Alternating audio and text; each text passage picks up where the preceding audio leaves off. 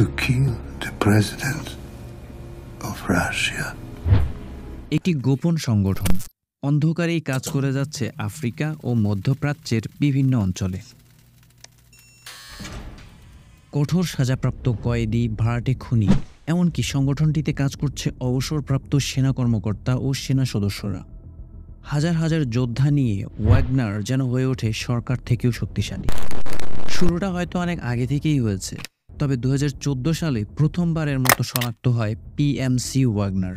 আর 2023 সালে এসে প্রাইভেট এই গ্রুপটি রাশিয়ার প্রেসিডেন্ট ভ্লাদিমির পুতিনের বিরুদ্ধে যুদ্ধ ঘোষণা করে, এমনকি তাকে ক্ষমতাচ্যুত করার হুমকি দেওয়ার মতো শক্তিতে রূপ নিয়েছে এই গ্রুপ। এত ভয়াবহ শক্তিধর একটি সংগঠনের প্রতিষ্ঠাতাকে নিশ্চয়ই প্রশ্ন জাগে মনে, তিনি কি বড় কোনো অবসরপ্রাপ্ত সেনা কর্মকর্তা নাকি কোনো সন্ত্রাসী বাহিনীর নেতা?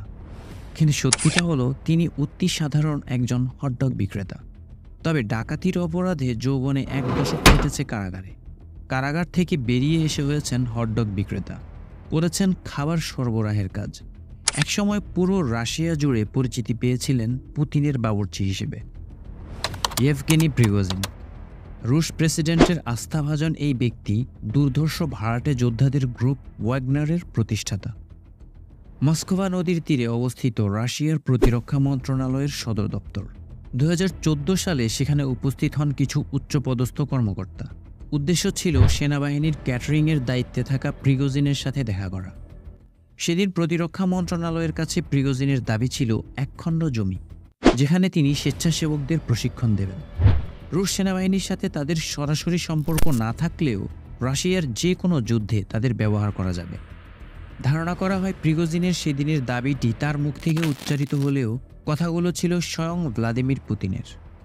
প্রিগোজিনের সেদিনের সেই স্বেচ্ছাসেবক বা চুক্তিবদ্ধ যোদ্ধারাই পরবর্তীতে পরিচিত হয় ওয়াগনার গ্রুপ হিসেবে, যাদেরকে যুদ্ধ করতে দেখা যায় সিরিয়া ও লিবিয়া সহ আফ্রিকান দেশগুলোতে। চলমান ইউক্রেন রাশিয়া যুদ্ধে এই ভাড়াটে বাহিনীর প্রায় 50,000 যোদ্ধা সরাসরি সম্পৃক্ত। ইউক্রেনের ক্রিমিয়া দখলের পর পুতিন সরকারের কাছে ওয়াগনার গ্রুপের গ্রহণযোগ্যতা অনেক হারে বেড়ে যায়, যদিও আস্থার ঘাটতি আগেও ছিল না। 2013 সালেই পার্লামেন্টে পুতিন এই গ্রুপ সম্পর্কে ইতিবাচক ইঙ্গিত দিয়ে রেখেছিলেন। আমেরিকা ও অন্যান্য দেশগুলোর প্রাইভেট মিলিটারি গ্রুপগুলোর মূল বৈশিষ্ট্য হচ্ছে এরা যুদ্ধের সময় কখনো ফ্রন্ট লাইনে থাকে না অথবা আক্রমণেও অংশ নেয় না। এদের মূল কাজ থাকে বিখ্যাত ব্যক্তিদের বা গুরুত্বপূর্ণ স্থাপনার নিরাপত্তা নিশ্চিত করা। কিন্তু এদিক থেকে রাশিয়ান মার্সেনারি ওয়াগনার গ্রুপ একেবারেই বিপরীত। তারা একেবারে সামনে থেকে বিভিন্ন অঞ্চলে সরাসরি সামরিক সংঘাতে অংশগ্রহণ করেছে, গুরুত্বপূর্ণ তথ্য সংগ্রহের প্রয়োজনে চালিয়েছে গোয়েন্দা কার্যক্রম। রাশিয়া মূলত ওয়াগনার গ্রুপকে ব্যবহার করে সেই দেশগুলোতেই তৎপরতা বেশি চালিয়েছে যে দেশগুলোর সরকার স্বৈরতান্ত্রিক শাসন ব্যবস্থা কায়েম করেছে এবং তাদের প্রাকৃতিক সম্পদের প্রাচুর্য আছে। সিরিয়ার গৃহযুদ্ধে বাশার আল আসাদের সরকারকে সমর্থন দিয়েছে তেলের ব্যবসায় বিনিয়োগ নিশ্চিত করতে। একইভাবে লিবিয়ায় হাফতারের অধীনে লিবিয়ান ন্যাশনাল আর্মিকেও সহযোগিতা করেছে অর্থনৈতিক স্বার্থে। ওয়াগনারের মতো মার্সেনারি গ্রুপগুলোর মাধ্যমে জাতীয় স্বার্থে বিভিন্ন সংঘাতে জড়িয়ে রাশিয়া সহজেই দায় এড়াতে পেরেছে, কারণ রুশ সরকার আইনগত কোনো ভিত্তি তৈরি করেনি প্রাইভেট এই সিকিউরিটি গ্রুপগুলোর জন্য। তাই অন্য দেশগুলো চাইলেও রাশিয়াকে সরাসরি দায়ী করতে পারছে না। নিজস্ব সামরিক বাহিনী যুদ্ধে জড়ালে সেই বাহিনীকে যে ড্যামেজের শিকার হতে হয় তা জনসম্মুখে প্রকাশ করা কিছুটা অস্বস্তিকর ব্যাপার। কিন্তু মার্সেনারির মাধ্যমে যুদ্ধ পরিচালনা সেই তুলনায় অনেক নিরাপদ, কারণ জবাবদিহিতার বালাই থাকে না সেখানে। তবে সুবিধার পাশাপাশি এই ধরনের মার্সেনারি গ্রুপের বড় একটি অসুবিধাও আছে। ওয়াগনার গ্রুপ সিরিয়ায় যুদ্ধকালে অসংখ্য সৈনিক হারায়, কিন্তু এই বিষয়ে তাদের কোনো উচ্চবাচ্য ছিল না। আসলে কিছু বলার সুযোগও ছিল না, কারণ আনুষ্ঠানিকভাবে তাদের সেখানে থাকার কথা ছিল না। What is Russia's Wagner Group? Wagner group 2020 সাল থেকে যুক্তরাষ্ট্র সহ বিশ্বের বিভিন্ন দেশের কাছ থেকে সন্ত্রাসী সংগঠন খ্যাতি পায়।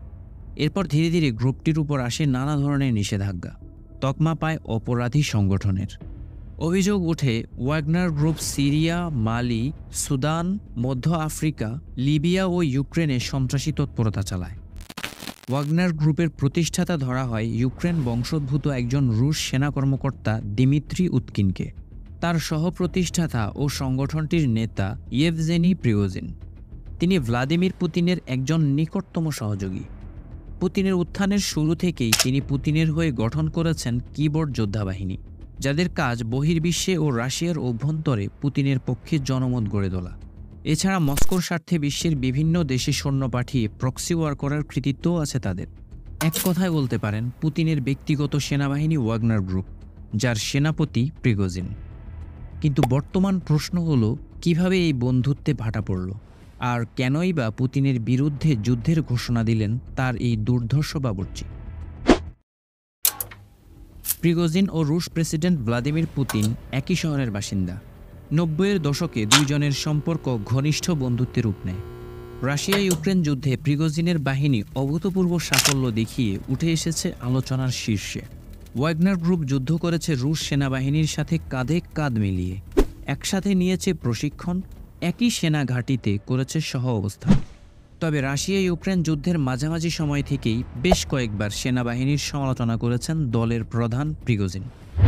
ওয়াগনার ও রুশ সেনাবাহিনীর মধ্যকার অন্তর্দ্বন্দ্ব বিশ্বের সামনে আসে প্রিগোজিনের করা মন্তব্য ও রুশ সেনাবাহিনীর উপর তার একাধিক অভিযোগ থেকে। তবে গত শুক্রবার অর্থাৎ 23 জুন প্রিগোজিন একটি ভিডিও প্রকাশ করে। সেই ভিডিওতে প্রিগোজিন রাশিয়ার শীর্ষ সামরিক নেতৃত্বের প্রতি ক্ষোভ প্রকাশ করেন এবং পুতিনের ইউক্রেন হামলার মূল উদ্দেশ্যকে প্রশ্নবিদ্ধ করে। তার অভিযোগ ছিল রুশ সামরিক বাহিনী তার সৈন্যদের উপর মারাত্মক ক্ষেপণাস্ত্র হামলা চালিয়েছে। এই হামলায় তার অসংখ্য সৈন্য মারা গেছে।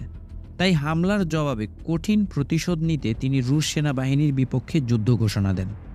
রাশিয়ার প্রতিদ্বন্দ্বী অভিজাত বাহিনীগুলোর মধ্যে দ্বন্দ্ব ও উত্তেজনার ঘটনা নতুন কিছু নয়, আর ভ্লাদিমির পুতিন এসব সামলাতে যথেষ্ট দক্ষ। কিন্তু প্রিগোজিনকে কি তিনি সামলাতে পারছেন না, নাকি তার ইচ্ছা নেই, তা নিয়ে তৈরি হয়েছে ধোঁয়াশা।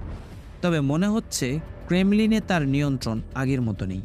তাই সম্ভবত তৃতীয় পক্ষ হয়ে পরিস্থিতি নিয়ন্ত্রণে আনতে বেলারুশের প্রেসিডেন্ট আলেকজান্ডার লুকাশেঙ্কো প্রিগোজিনের সাথে আলোচনায় বসেন। এই আলোচনার ফল অবশ্য তৎক্ষণাৎ পাওয়া গেছে। প্রিগোজিন মস্কো অভিযান থেকে তার যোদ্ধাদের ফিরে যাওয়ার নির্দেশ দিয়েছে। যদিও বলা হয়েছে রক্তপাত এড়াতেই এমন সিদ্ধান্ত নিয়েছেন তিনি। তবে ভাবার বিষয় হলো, যেই পাপা তাকে আজকের প্রিগোজিন বানিয়েছে, সেই পাপার ব্যক্তিগত রক্ষীর সংখ্যাই 3 লাখের বেশি, আর রাশিয়ার নিয়মিত বাহিনীর সেনা সদস্যের সংখ্যা দৈত্যাকার। কার সাথে লড়বেন প্রিগোজিন? প্রিগোজিন জানে পুরো সিস্টেমের অনেকেই তাকে ঘৃণা করে। যদি সে থেমে যায়, তবে চিরকালের জন্য থেমে যাবে। তার কাছে ভিন্ন কোনো উপায় নেই। এই অবস্থা থেকে সে ফিরে যেতে পারবে না। ক্রমেই সামনে এগিয়ে যেতে হবে।